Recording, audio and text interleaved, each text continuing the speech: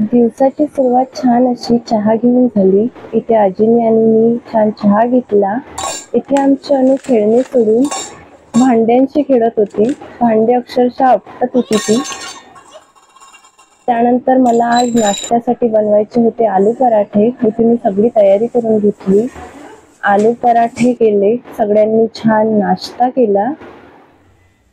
त्यानंतर मला करून द्यायची होती अनुची अंघोळ. इथे मी अनुची छान अंघोळ करून दिली. तिला छान तयार केलं. त्यानंतर मला लागायचं होतं स्वयंपाकाला. तर स्वयंपाक करत असताना मी सगळ्यात आधी लावत असते वरण भाताचा कुकर. कुकर खराब होऊ नये यासाठी मी त्यामध्ये लिंबाची एक फोड टाकत असते. इथे मी वरणाचं भांड सगळ्यात खाली ठेवलं. त्यानंतर त्यावर ठेवला भात.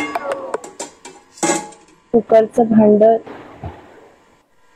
लावून घेतलं. त्यानंतर कणिक मळायला घेतली. कणिक मळून झाल्यावर पोळ्या करून घेतल्या. आज मला टोमॅटोची चटणी करायची होती, अगदी गावरान पद्धतीची. पोळ्या झाल्याच्या नंतर मी टोमॅटोच्या चटणीची सगळं साहित्य बाहेर काढून घेतलं. इथे माझ्या पोळ्या झाल्या. त्यानंतर तव्यावर 4 टोमॅटो, 4 हिरव्या मिरच्या, लसणाच्या काही पाकळ्या, तेल टाकून छान तव्यावर अरत करून भाजून घेतल्या.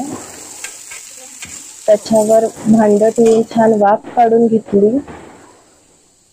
टोमॅटो, मिरच्या आणि लसूण पाकळ्या छान झाल्यावर त्याच्यावरचं साल काढून घेतलं. मिक्सरच्या पॉटमध्ये वाफवलेले टोमॅटो, हिरवी मिरची, लसूण,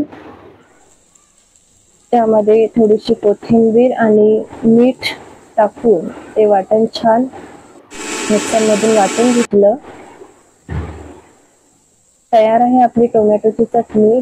त्यानंतर मी इथे आजीचं आणि माझं ताट वाढून घेतलं.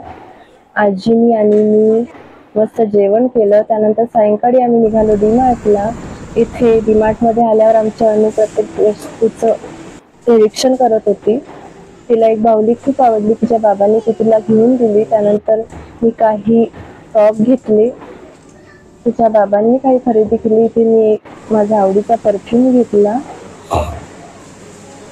सेल्सगर्लनी तिच्या हातची बाहुली हिसकल्यावर तिची रिॲक्शन तुम्ही पाहू शकता. व्हिडिओ आवडल्यास लाईक, शेअर आणि सबस्क्राईब करायला विसरू नका. बाय.